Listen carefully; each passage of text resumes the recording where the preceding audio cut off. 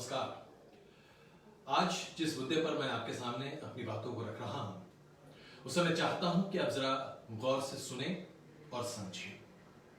किसान आंदोलन जो बीते 75 दिनों से दिल्ली और उसके आसपास के इलाके में बहुत ही प्रचंड तरीके से चल रहा है, जो कि पंजाब में ऑलमोस्ट कहा जा सकता है कि बीते 5 महीने से बहुत ही जोर से चल रहा था। उस किसान आंदोलन से ऐसा लगता है कि अब कुछ ऐसे तत्व जुड़ रहे हैं जो कम से कम राष्ट्रहित में तो काम नहीं कर रहे। और ये बात मैं इसलिए कहना चाहता हूं आपके सामने क्योंकि ऐसा लगता है अंतरराष्ट्रीय स्तर पर अब एक साजिश रची जा रही है। इससे पहले कि मैं अपनी बात आगे बढ़ाऊं, आपके सामने एक वीडियो रखना चाहता हूं। इसकी भूमिका बता दूं आपको। ये 24 सेकंड का वीडियो है जिसे एक कमर्शियल यानी कि एड के तौर पर, यानी कि प्रचार के तौर पर अमेरिका के बॉलिंग लीग में चलाया गया। अमेरिका का बॉलिंग लीग जिसे हम अमेरिकन फुटबॉल या रग्बी कहते हैं, उस मैच के दौरान सुपर लीग। और अमूमन ऐसा माना जाता है कि कम से कम 25 करोड़ रुपए लगते हैं इस 24 सेकंड के एड को देने के लिए। 25 करोड़। तो वो कौन व्यक्ति होगा जो 25 करोड़ रुपए देकर या 20 करोड़ रुपए देकर, चलिए 10 करोड़ रुपए देकर भारतीय किसानों के बारे में अमेरिकी सुपर लीग में, अमेरिकी लीग बोल मैचेस में ये कमर्शियल चलाएगा जो मैं अभी आपके सामने दिखाने जा रहा हूं। और आइए अब आप देखिए जरा इसको। पहले इस कमर्शियल को देखिए। शायद बहुत थोड़ी धुंधली तस्वीर दिखेगी, लेकिन इस कमर्शियल को जरा गौर से देखिएगा। ये कमर्शियल अमेरिकी सुपर लीग में चला है, जो कि ट्विटर पर बहुत सारे लोगों ने, खास करके वो लोग जो विदेश में रहते हैं, उन्होंने इसको शेयर किया है, ये कहते हुए कि देखिए आज हिंदुस्तान में किसानों की क्या हालत है। 24 सेकंड का ये कमर्शियल है जिसको एयर करने के लिए कम से कम 10 करोड़ रुपए तो खर्च ही गए होंगे। हो सकता है कि 20 से 25 करोड़ रुपए भी खर्च किए गए हों। ये कमर्शियल हिंदुस्तान में कहीं किसी टीवी चैनल पर आपने नहीं देखा होगा। ये कमर्शियल आपने देखा होगा, ये देखिए मैं आपको दिखा रहा हूं। ये कमर्शियल आपने देखा होगा सिर्फ और सिर्फ मैं आपको दिखा रहा हूं जो अमेरिका में चला है। अमेरिका की जनता ने इस कमर्शियल को देखा है और इसमें स्पष्ट तौर से कहा जा रहा है कि कैसे हिंदुस्तान में किसानों के खिलाफ भारत सरकार काम कर रही है। वो किसान जो हिंदुस्तानियों का पेट भरते हैं। और ये तमाम लोग सिर्फ एक बात को सामने रखने की कोशिश कर रहे हैं कि भारत की सरकार दमनकारी सरकार है और किसानों का खून चूसा जा रहा है हिंदुस्तान में, जिसके लिए अंतरराष्ट्रीय समर्थन का आह्वान किया जा रहा है। इस कमर्शियल को जिस हैंडल से चलाया गया, ट्विटर हैंडल पर, जो सबसे ज्यादा मैंने जहां देखा वो है सिमरनजीत सिंह साहब @SIMRAN। मैंने उसके बाद थोड़ी और पड़ताल करनी शुरू की। मुझे लगा कि ऐसा क्यों हो सकता है कि इस तरह की बातें हो। यही कमर्शियल जो अभी मैंने आपको दिखाया वो एक और ट्विटर हैंडल से चल रहा है @किसान एकता मोर्चा। ये ट्विटर हैंडल कहां बना, किसने बनाया, मैं नहीं जानता, लेकिन इस हैंडल पर भी वही कमर्शियल मैं आपको दिखा रहा हूं। ये देखिए, किसान एकता मोर्चा, उस पर भी वही कमर्शियल चल रहा है। और ये अमेरिकी लीग, रग्बी लीग में ये कमर्शियल चलाया गया है, जिसके लिए कम से कम 10 करोड़, नहीं तो मेरे अनुमान के आधार पर 25 करोड़ रुपए खर्च करने पड़ेंगे। इस तरह के कमर्शियल्स दिए जा रहे हैं। रिहाना जो कि सुपर मॉडल हैं, जिन्होंने इस पूरे मामले पर एक ट्वीट लिखा था, बहुत ही सधा हुआ बयान था उनका, उनको भी पैसे देने की बात कही गई है, कुछ 1 करोड़। मियां खलीफा को भी कुछ पैसे देने की बात कही गई है, अभी तक वो रकम कितनी है सामने नहीं आई है। यहां तक कि मीना हैरिस के फंड के लिए भी पैसे जुगाड़ने की बात कही जा रही है, लेकिन ये अभी अटकल है। लेकिन ये जो स्पष्टता है, जो कमर्शियल है, ये तो वास्तविकता है, ये अटकलें नहीं है। और अमेरिकी सुपर लीग में कोई भी चीज मुफ्त में नहीं चलती, आपको उसके लिए पैसे देना पड़ता है। किसने दिए ये पैसे, ये सवाल मैं अब आपके ऊपर रख रहा हूं। मैं नहीं जानता ये पैसे किसने दिए, ना ही मैं जानता हूं कि किस संगठन ने ये काम किया है। जाहिर सी बात है, ये सरकार का काम है, सरकार तफ्तीश करेगी, पहचान करेगी। लेकिन इतना तो जरूर है कि अंतरराष्ट्रीय जगत पर हिंदुस्तान को बदनाम करने की साजिश बड़े पैमाने पर हुई। ये वो लोग हैं जो हिंदुस्तान के टुकड़े होते हुए दिखना चाहते हैं। ये वो लोग हैं जो पाकिस्तान के इशारे पर या शायद दुनिया के अन्य देशों के इशारे पर भारत में रह रहे सिखों के दिमाग में जहर घोलने का काम कर रहे हैं। हम जानते हैं कि किस तरह से पंजाब प्रांत में आतंकवाद ने जड़ें जमा ली थी। उस आतंकवाद को बड़ी मुश्किल से हर हिंदुस्तानी ने अपने जहन से बाहर निकाला और उसके बाद पंजाब तरक्की के रास्ते पर लगातार आगे चलता गया। क्या आज एक बार फिर पंजाब को हिंदुस्तान से तोड़ने की साजिश चल रही है? क्योंकि इस पूरे किसान आंदोलन में सबसे प्रमुख चेहरा सिखों का दिखाई देता है। तो क्या आज सिखों के दिमाग में जहर घोलने की कोशिश की जा रही है, उन्हें बरगलाने की कोशिश की जा रही है? और इसको अंजाम देने के लिए वो तमाम लोग जो अपने आप को एनआरआई कहते हैं, भारत के मूल निवासी कहते हैं, भारतवंशी कहते हैं, क्या वो लोग इसमें शामिल हैं? वो लोग जो अभी तक हिंदुस्तान के नाम पर अपने आप को एक सभ्यता के तौर पर प्रस्तुत करते थे, क्या वो लोग आज हिंदुस्तान को बदनाम करने की साजिश रच रहे हैं? जरा सोचिए, एक जमात कैसे अचानक पैदा हो गई है जो कि भारतीय दूतावास के सामने प्रदर्शन करती है और उसके साथ साथ किसानों के मुद्दे को उठाकर भारत के नाम पर बट्टा लगाने की बात करती है। किसानों के साथ अगर जुल्म हो रहा है तो इसकी सुनवाई कौन करेगा? अमेरिकी सरकार, जो बाइडेन, या फिर यूके की सरकार, या फिर कनाडा की सरकार, या फिर ऑस्ट्रेलिया की सरकार? भारतीय किसानों के साथ अगर ज्यादती हो रही है तो इस समस्या का समाधान भारत सरकार निकाल सकती है, दुनिया की और कोई ताकत नहीं। तो इस पूरे मुद्दे पर अंतरराष्ट्रीय स्तर पर इस तरह की साजिश कौन रच रहा है? ये कौन सी ताकतें हैं? हो सकता है कि मौजूदा सरकार से लोगों का मनभेद भी हो और मतभेद भी हो। मनभेद होना एक बहुत ही गंभीर बात है, मतभेद होना बिल्कुल सही है, मतभेद होना चाहिए। सरकार के किसी नीति से, किसी पॉलिसी से अगर कोई दिक्कत है तो बिल्कुल आइए, सामने आइए, विरोध कीजिए, सरकार के सामने अपनी बातों को रखिए।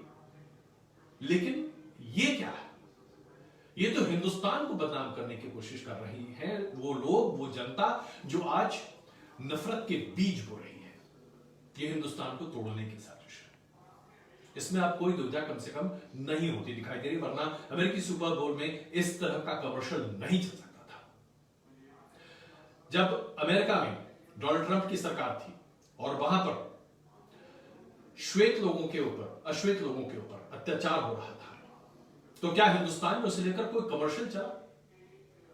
क्या हिंदुस्तान के किसी मैच में बात कही गई कि देखिए अमेरिका में कैसा लोगों के ऊपर अत्याचार हो रहा है?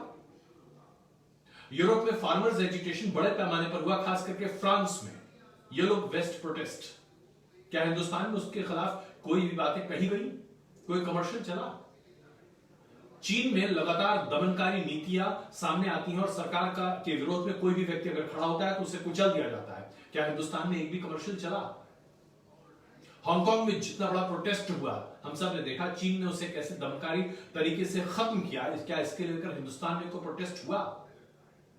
यमन की बात कर लीजिए, तमाम देशों की बात कर लीजिए, जब दूसरे देशों में अगर कुछ हो रहा होता है तो उसके लिए हिंदुस्तान में कमर्शियल नहीं चलता, तो अमेरिका में भारत के किसानों के प्रदर्शन के ऊपर कमर्शियल क्यों चले, ऐड क्यों चले?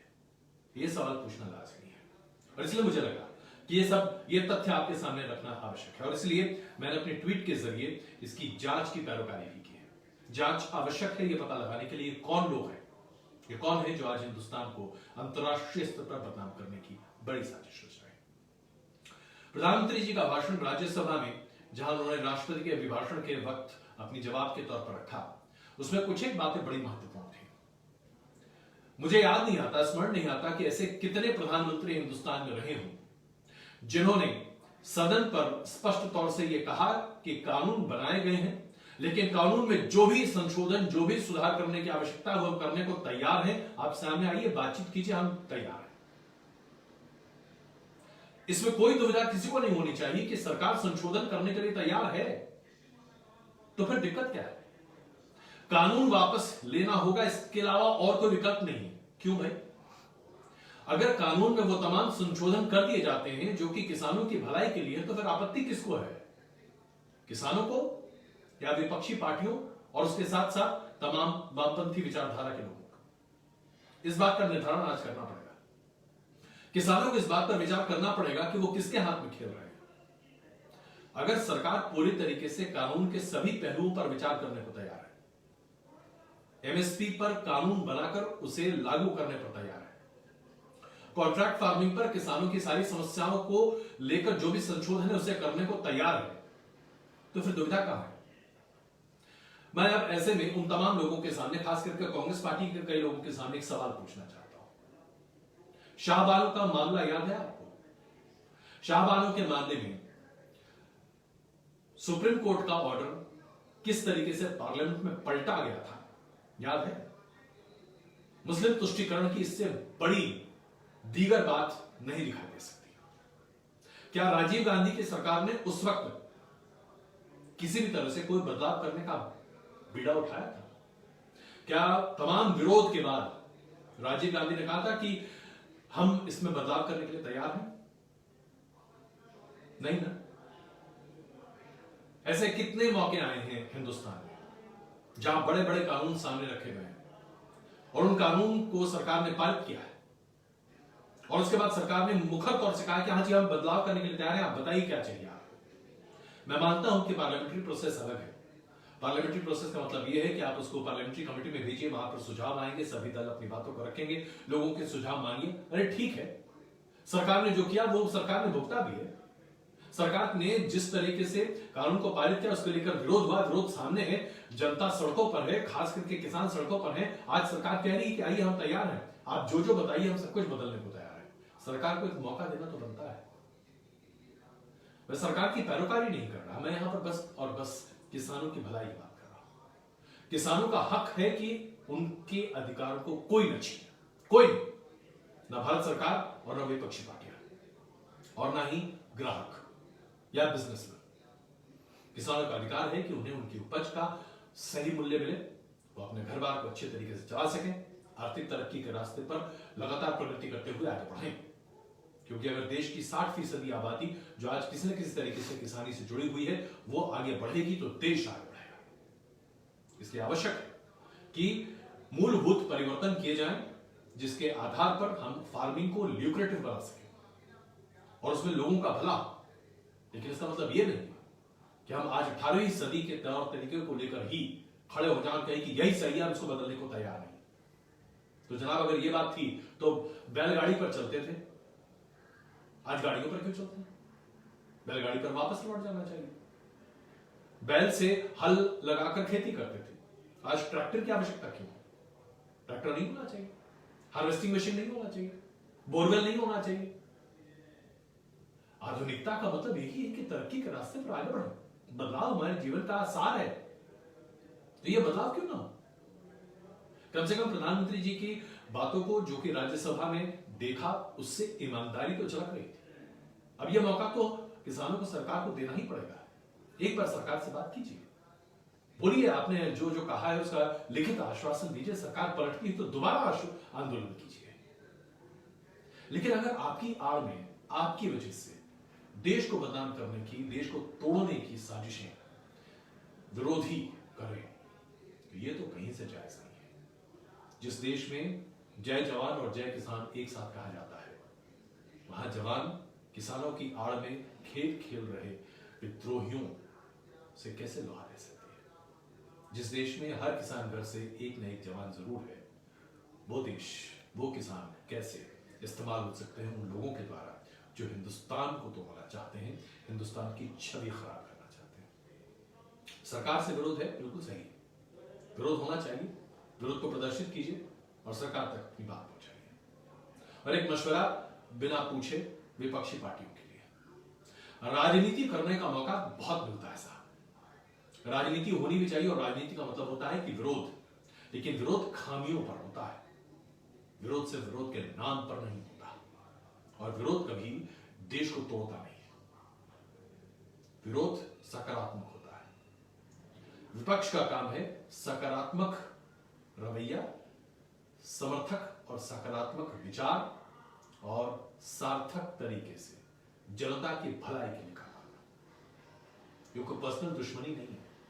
आपने मेरे घर की दीवार तोड़ दी, मैं आपके घर की दीवार तोड़ दूंगा, यह राजनीति नहीं है। आज बीजेपी के हाथ में सत्ता है, इससे पहले कांग्रेस और उनके सहयोगी दलों के हाथों में सत्ता थी। कल न जाने किसके हाथ में होगी। सत्ता तो आनी जानी है, लेकिन राजनीति देश हित से परे नहीं हो सकती, देश सर्वोपरि।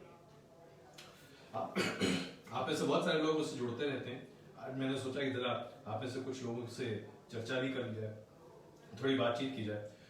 तो आइए जरा देखता हूं क्या टिप्पणियां आ रही हैं, ताकि उसके आधार पर कुछ बातें भी की जाए।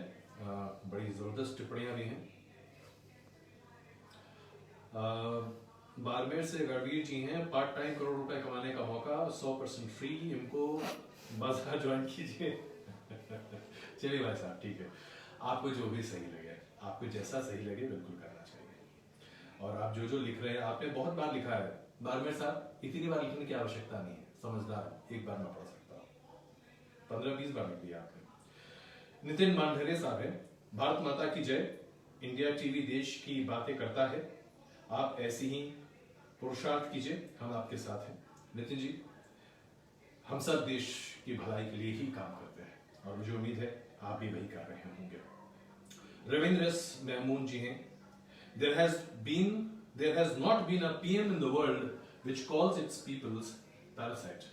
माफ कीजिएगा रविंद्र जी, प्रधानमंत्री जी ने पैरासाइट लोगों को नहीं कहा, उन्होंने एक तबके को कहा, और ये प्रधानमंत्री जी का वक्तव्य, उनकी सोच है। आप उससे या तो इत्तेफाक कर सकते हैं, उसका विरोध कर सकते हैं। इसके बारे में मेरी अपनी कोई निजी टिप्पणी तो हो ही नहीं सकती, क्योंकि ये प्रधानमंत्री जी की बात है। सरदार सिंह उपल जी हैं, सिखों को बदनाम करो जितना होता है, यही काम है तुम्हारा। माफ कीजिएगा सरदार जी, बहुत ऐतराज है मुझे, सिखों को बदनाम नहीं किया जा रहा। सिख इस देश की शान है, आज से नहीं बल्कि सदियों से। इस देश के कण-कण में उनके खून और आहुति की बलि चढ़ी है। सिखों को इस देश से कैसे कोई अलग कर सकता है, और कौन बदनाम कर सकता है सिखों को? है किसी में हिम्मत? मैं तो ये कह रहा हूं कि कुछ लोगों को दिग्भ्रमित करने की कोशिश की जा रही है, और ये सही नहीं है। क्या देश सबसे पहले नहीं है हम सबके लिए? देश होगा तभी तो किसानी भी होगी ना साहब, कम से कम मेरा ये मानना है। देश है तो मैं हूं तो मेरा काम है, लेकिन अगर देश ही नहीं है तो फिर हम तो है ही नहीं ना। ये मेरी सोच है, उसका काम बिल्कुल गलत है, लेकिन हाँ इतना जरूर कहना चाहूंगा, सिखों के प्रति जितना आदर हम सबों के दिलों में है, उसे किसी के भी वक्तव्य से उसमें कमी नहीं आ सकती। संजीव अवस्थी जी हैं, the middle man is the only one who wins, unrest means higher cost and a higher percentage of gain for the middle man. Sanjeev ji, सरकार का यह कहना है कि ऐसे बिचौलियों को ही सरकार खत्म करना चाहती है। क्या आपको नहीं लगता कि एक मौका दिया जाना चाहिए जिसके जरिए चीजों को एक सही और निर्णायक दिशा में आगे ले जाया जाए? मुन्ना मिस्त्री जी हैं, किसान को समझाना होगा कि राजनीतिक लोग से बचना चाहिए। देखिए, इसमें कोई शक नहीं कि किसानों ने हमेशा ये बात कही है कि वो राजनीति और राजनीतिक लोगों से, पार्टियों से अपने आप को दूर बनाए रखना चाहते हैं, और हम सब उम्मीद यही करते हैं कि किसान आंदोलन में राजनीति न के बराबर होगी। लेकिन जाहिर सी बात है, हमारे देश में बिना राजनीति के कोई चीज होती कहां है, तो इसलिए राजनीति तो होगी। आप में से कई लोगों ने और भी बहुत सारे कमेंट्स लिखे हैं, सब कुछ पढ़ पाना मेरे लिए संभव नहीं है। हाँ, लेकिन कुछ एक लोग ऐसे हैं जो बहुत आपत्तिजनक बातें करते हैं। आप सब लोगों के लिए बस एक छोटी सी मेरी गुजारिश, आप मुझे चाहें या ना चाहें, मेरे विचार आपको पसंद आए या ना आए, लेकिन मैं आपके विचारों का स्वागत करता हूं, क्योंकि आप जो भी कहते हैं वो महत्वपूर्ण है। बहुत धन्यवाद। मैं